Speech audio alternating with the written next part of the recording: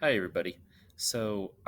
I'm going to talk to you today about quotes, paraphrases, and summaries.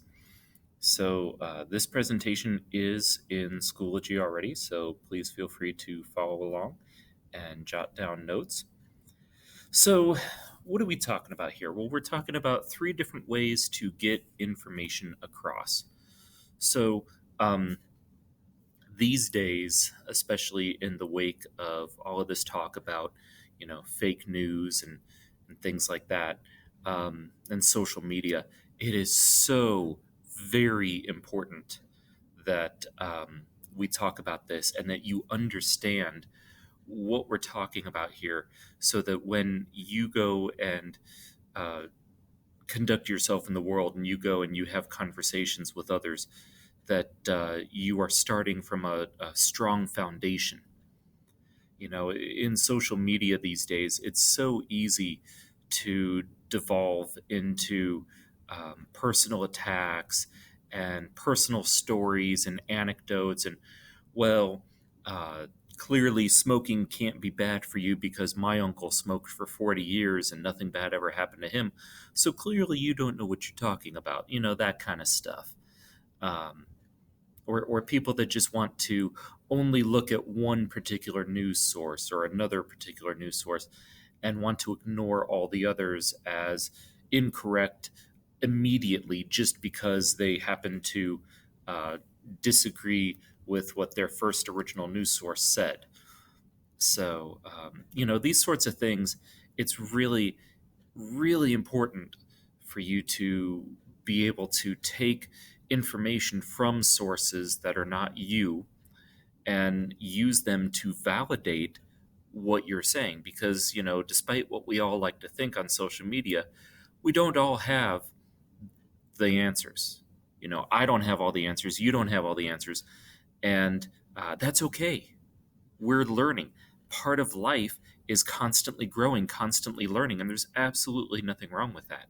So, what I want to do is I want to try to get you to a place where you're not just saying, this is what I believe, and that's all there is to it. Um, it's more like, this is what I believe, and here are some experts in the field of this particular study who also agree with what I'm saying and can support or validate what I'm saying. Do you see how that's such a much stronger argument? If I come up to somebody and I say, you should do this or you shouldn't do that, and of course, if they're doing that or not doing that, their immediate response is, well, why? And, if you come at them with a place of, um, who cares? It's what I think, and what I think is golden and what you think is wrong, then they're going to dismiss you and they're going to ignore you. And you're not going to grow. They're not going to grow. Nothing's going to change. And we're going to be stuck in a rut. But if you approach it from a place of, this is what I think, and here's why, and here are some experts who have been doing this for their entire lives, and here's how they support what I'm saying, well, then your argument's going to be so much stronger, and people are going to be much more likely to agree with you.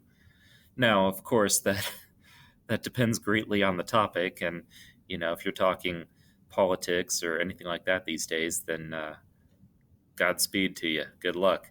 Um, but at least you can try. At least you could say you tried, right? So, anyway, so what you're trying to do when you're using quotes or paraphrases or summaries is you're trying to integrate voices of experts into your own voice. Now, you want to always be careful that your voice is the primary voice. You're not telling me, the reader, uh, this is what this expert says, here's what this other expert says. It's more like, here's what I think about the topic, and here are these experts to support my position, my opinion. That's really what you're going for. And again, the best way to do this is through quotes, paraphrases, and summaries. And we'll look at each one of these in turn. We're going to focus primarily on direct quotes. So, what is a direct quote? Well, obviously, a direct quote is somebody's specific exact words. And when should you use quotes? That's a question that students often ask. I would say that the best time to use a direct quote is when that quote is particularly important, significant, memorable, worthy of repeating. When you hear somebody say something, you're like, ooh, that's good. I need to remember that. That's a good time to use a direct quote. Okay. You also want to make sure that direct quotes are short. This is a good way to establish ethos, which is your credibility. You want to use quotes from people that are experts in the field that you're talking about. You know, if I have a quote from Michael Jordan about basketball, that would be a great quote to use in a paper about basketball. If I have a quote from Michael Jordan about how to raise puppies, may not be the best expert. I mean, I don't know. Maybe he raises puppies all the time. I don't know. But probably not the best expert for that particular idea. So, what do we have on the screen here? Well, we have some examples of different kinds of quotes that you might see. So, here, this Smith 43, that is your identifying tag. That is basically saying it's your parenthetical citation. It's the author's last name and the page number. If you're quoting something from the internet, chances are it doesn't have a page number, so you would just use the author's last name. If there is no author present, then what you're going to want to use is the name of the company or publication. Whoever put that information out there, use their name. But it's typically author's last name and page number. Again, if it doesn't have a page number, then it's just author's last name. Now, for the purposes of our research paper with Hamlet, Shakespeare gets his own special citations. And so with Shakespeare, you want to use the first few letters of the title of the play. In this case, Hamlet. So you would say Ham. I mean, you could say Hamlet, but might as well shave a few letters off, right? So Ham, and then I put it in italics. And then this 3.1.56 would be Act 3, Scene 1, line 56. Now, don't quote me on this. Don't quote me on this. I don't know if line 56 is the actual line for the to be or not to be. I do know it's Act 3, Scene 1. I just threw in the 56 for an example. So, again, author's last name and page number, unless you're quoting from a play in which it's act, scene, line. And in the case of Shakespeare, it's the title of the first few letters of the title of his play, act, scene, line. So, paraphrases. A paraphrase is when you take a complex idea. Let's say that you want to talk about this article, and this article is talking about something really complex. And you might understand it, but your audience, you're fairly certain that your audience won't. So what do? Well, you take that content and you basically dumb it down for your audience. Put it in what they say is layman's terms. Okay? But you want to keep the idea, and you want to keep the author's style intact. Don't ever change the author's intent. Okay, that would be misquoting the author. That would be misrepresenting the author, and that is wrong. Okay. This is for passages where, again, the information is important, but not the exact wording. And we'll be practicing with this a lot later, so I'm just kind of going over these briefly. A summary is when you have a lot of information and not all of it's necessary. You just want to get to the meat and potatoes, as I say. You just want to get to the point. and you just want to make sure that your audience gets the point. Well, that's a summary. Okay.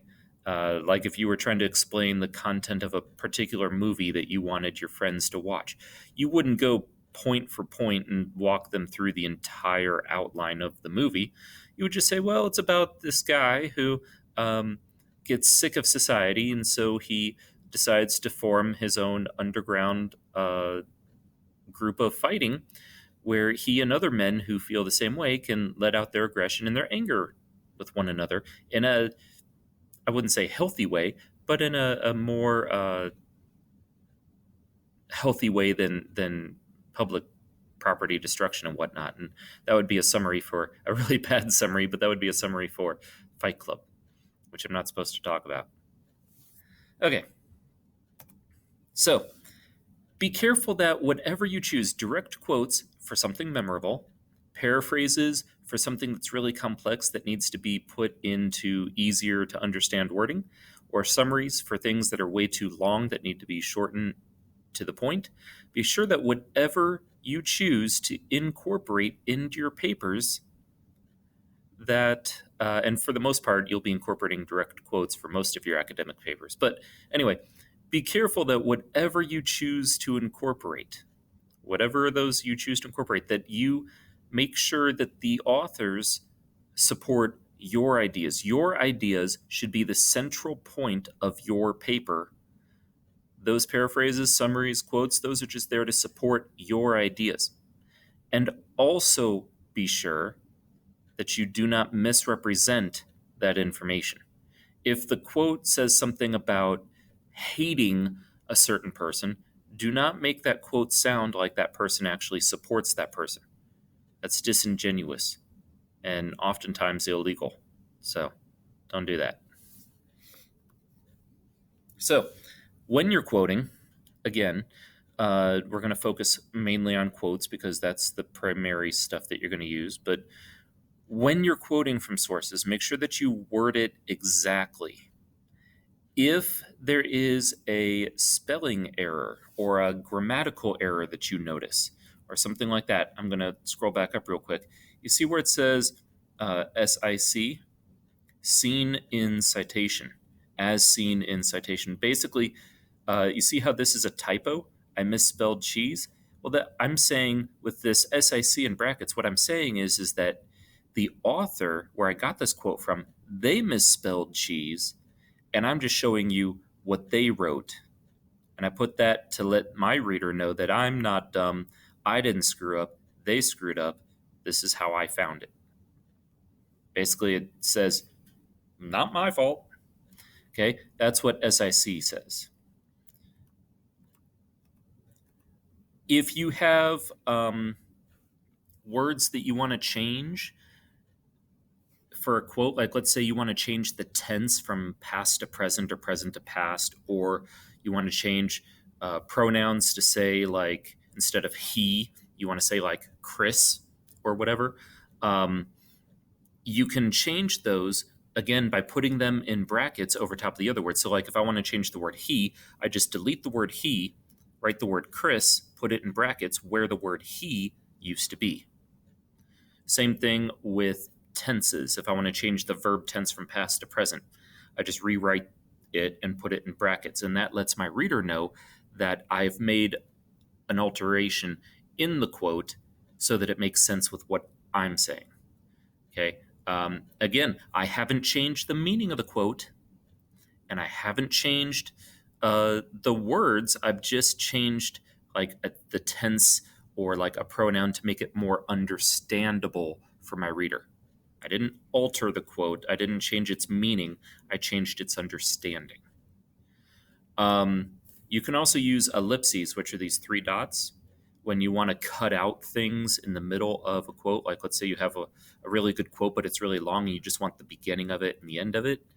You put the ellipses in place of all the other words that you're taking out so that you can shorten the quote. There's no need to put ellipses at the beginning of your quote or at the end of your quote. It's understood that you're taking it from the middle of something. And then you want to, again, keep your quotes short, We're talking about like a sentence or two at most. Um, I wouldn't do more than that. If you're going to do something like that, then you might want to look at uh, where can you shorten the quote? What are words that you can take out of the quote and replace those with ellipses to make the quote shorter? Again, quotes are supposed to be itty bitty. Um, so if you are going to use a really long quote, though, sometimes that does happen where there's a really good quote and you're just like, man, I really need this whole thing. Then you want to indent the entire quote just like this, and that's called a block quote. All right, so punctuating quotes. This is all pretty self-explanatory. You can read this, but basically, don't put extra spacing here between the quote and parenthetical citation. Periods go at the end of the parenthetical citation or at the end of the sentence. Keep in mind that the parenthetical citation is considered part of the sentence. Um, so, and then we already talked about plays. So there's that. So, and again, citing plays, if you want to cite like some dialogue between a couple of characters, what you want to do is you want to put that in block quoting, and then you want to capitalize the letters of the characters' names um, so that the reader knows that this is Hamlet speaking, here's a period, and then what Hamlet says. Here's Ophelia speaking, here's a period, here's what she says, and so on and so forth. And then at the end of the block quote, after you've indented the whole dialogue here, cite it like you would cite Shakespeare, like we already talked about. And again, keep it short. Even when you're doing block quotes, that doesn't mean quote the entire scene, okay? That's ridiculous. Block quotes, again, are not free reign to quote as long as you want. You want to keep it to within about 4 lines or so. Keep it short. And again, paraphrasing is just taking something that's really hard to understand, really technical, and rewording it so that it makes sense for your reader. But you want to keep the same style. So this would be like if you're looking at the No Fear Shakespeare.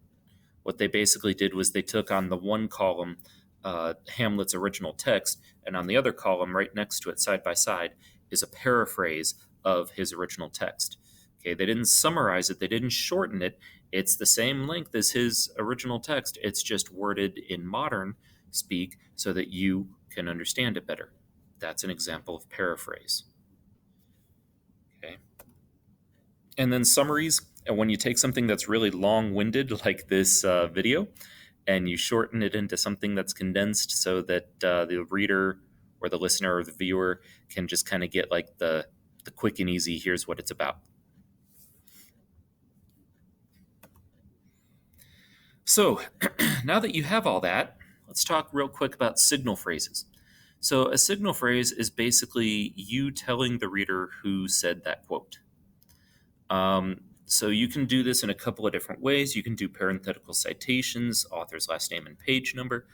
You can say things like, according to Shakespeare, according to John Smith, whatever, and then say what it is that they said.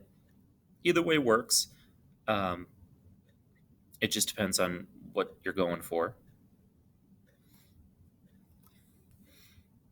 Now, it is not necessary to do both. You do not have to say, according to Jason Smith, blah, blah, blah, blah, blah, and then put Smith in the parenthetical citation. But it's not wrong to do it. It's just redundant. Okay. I would never count off for that. It's unnecessary. You've already told me who it's from. Telling me who it's from again is just really kind of unnecessary, but you do you.